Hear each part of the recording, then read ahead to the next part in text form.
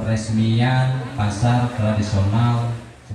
Sesudah meresmikan Pasar Soekarno-Hatta yang berada di samping Jalan Kancil Putih Pulau, Sekretaris Daerah Pemerintah Kota Palembang mendengarkan keluhan pedagang.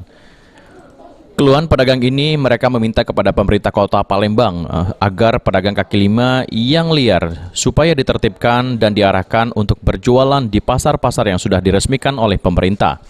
Menurut salah satu pedagang pasar bernama Soleha, ia mengeluh PKL liar karena dapat membuat minat pembeli menjadi sepi apalagi di tengah pandemi wabah virus corona ini, sehingga ia berharap pemerintah dapat menertibkan PKL tersebut.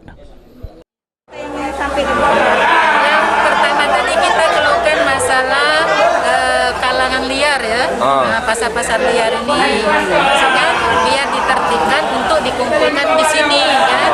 Kalau seandainya mereka terus jalan pasar-pasar liar itu otomatis kan di sini tinggal.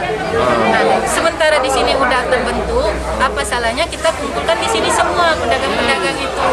Itu yang pertama.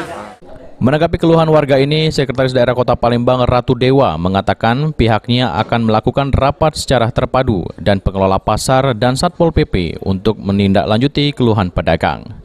Mungkin akan saya adakan rapat secara terpadu dari DPD Pasar, dari Pol PP, dan dari OPD terkait lainnya. Untuk tadi seperti ada keluhan ibu-ibu tadi, akan cepat kita respon terhadap pedagang-pedagang yang tidak resmi, supaya dia jadi menyatu seperti di sini.